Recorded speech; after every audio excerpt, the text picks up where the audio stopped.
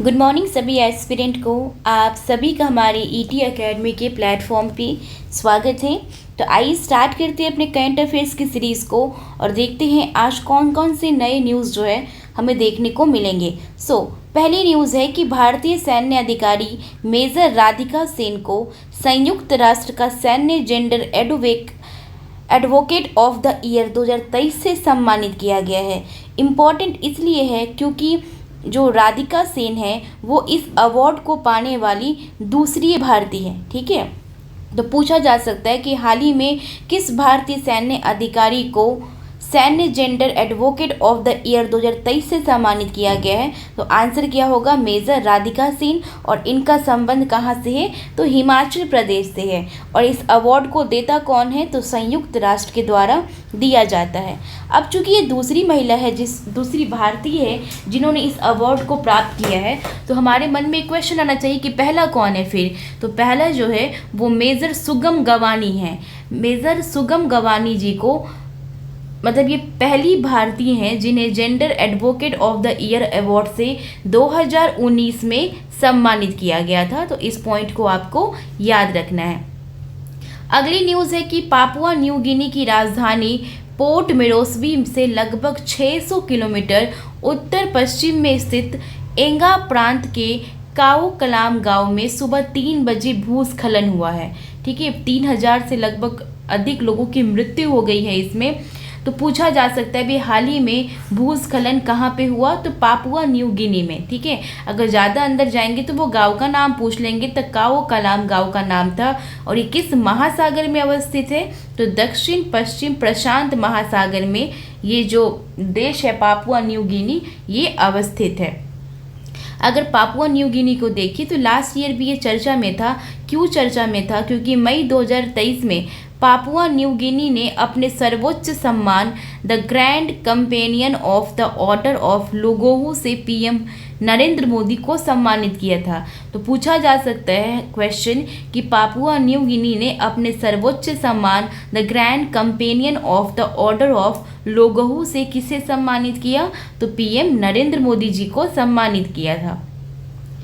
अगली न्यूज़ है रीगा में आयोजित बैठक के दौरान नाटो समूह के 6 देश रूस और बेलारूस के साथ अपनी सीमाओं पर ड्रोन दीवार रक्षा प्रणाली के निर्माण पर सहमत हुए हैं। तो क्वेश्चन किस तरीके से पूछा जाएगा आपसे कि हाल ही में नाटो समूह के कितने देश के द्वारा रूस और बेलारूस के साथ अपनी सीमाओं पर ड्रोन दीवार रक्षा प्रणाली के निर्माण पे सहमति दिखाई गई है? तो क्या होगा आपका आंसर? 6। और इस 6 कंट्री के नाम भी आपको याद रखने हैं। लातविया, लिथुआनिया कल हमने देखा था। ठीक है, एस्टोनिया, पोलैंड, फिनलैंड और नॉर्वे, ये जो 6 कंट्री है जो कि सहमति दर्ज की है। ठीक है, उद्देश्य क्या है भाई इसका? तो क्षेत्रीय सुरक्षा को मजबूत करना, साथ साथ संबंधित खतरों से सामना करना। अब नाटो के बारे में देखेंगे तो नॉर्थ अटलांटिक ट्रीटी ऑर्गेनाइजेशन इसका फुल फॉर्म होता है।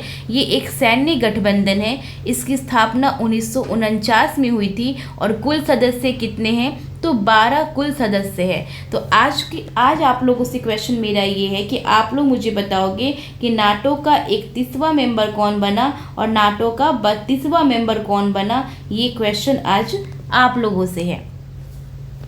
अगली न्यूज़ है कि 29 मई को international day of United nation piece keeper मनाया जाता है। ठीक है, ये एक दिवस है जो कब मनाया जाता है? 29 मई को। इस बार इसकी थीम क्या रखी गई है? Fit for the future, building better together. ठीक है, क्या है कि साथ में मिलके क्या करना है?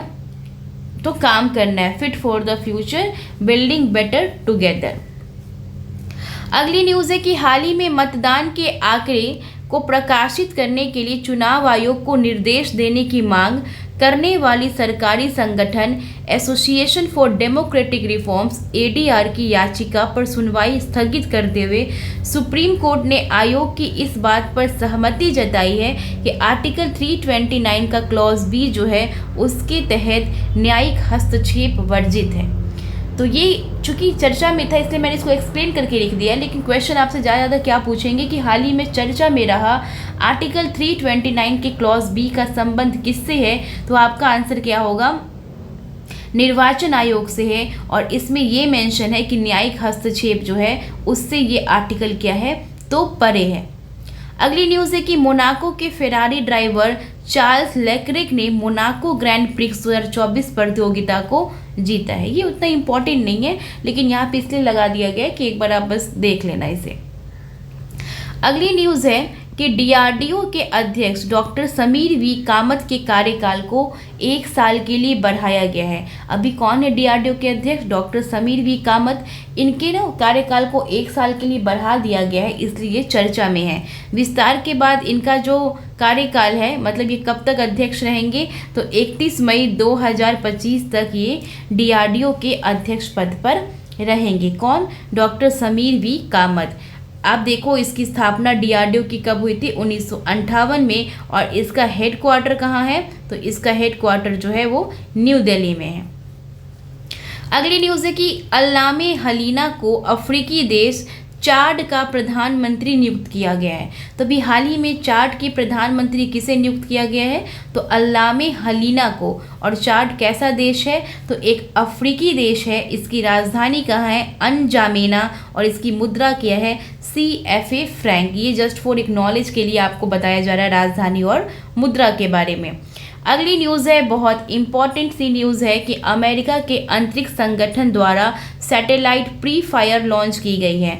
तो पूछा जाएगा सबसे पहला क्वेश्चन क्या बन सकता है कि सैटेलाइट प्री फायर किसके द्वारा लॉन्च किया गया है? तो अमेरिका के अंतरिक्ष संगठन के द्वारा। और अमेरिका का अंतरिक्ष संगठन कौन है? तो नासा है। यह सैटेलाइट को न्यूजीलैंड के माहिया में कंपनी के लॉन्च कॉम्प्लेक्स से लॉन्च किया गया था।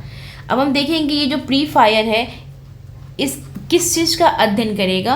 तो इस मिशन के द्वारा इस बात का अध्ययन किया जाएगा कि आर्कटिक और अंटार्कटिका अंतरिक्ष में कितनी गर्मी फैलाते हैं और यह वैश्विक जलवायु को कैसे प्रभावित करते हैं। इसलिए अंतरिक्ष जो संगठन है अमेरिका का, उसने सैटेलाइट प्री फायर को लॉन्च किया है। तो आज के हमारे सेशन में इतना ही, ठीक है। और देखिए कल के क्वेश्चन पे कितने एस्पिरेंट ने आंसर किया, बहुत ही अच्छा लगा क्योंकि कल का क्वेश्चन थोड़ा सा डिफ़िकल्ट था। डिफ़िकल्ट मतलब आपको ज़्यादा लिखना था, ठीक है। तो रामशंकर जी ने आंसर किया है, ठीक है, रामशंकर जी। बाकी और लोगों ने कमेंट भी किया है, ठीक है। देन रवि जी ने आंसर किया, अपूर्वा जी और सूचम जी, ठीक है।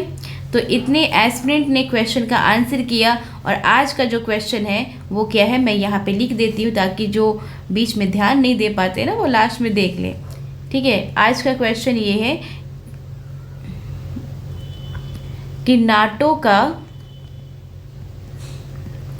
31वां व 32वां मेंबर कौन बना है, ठीक है।